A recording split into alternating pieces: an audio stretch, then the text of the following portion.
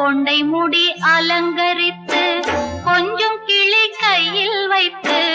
அஞ்சுக மொழி உமையாள் வீற்றிருந்தாள் அந்த அழகிய மாநகர்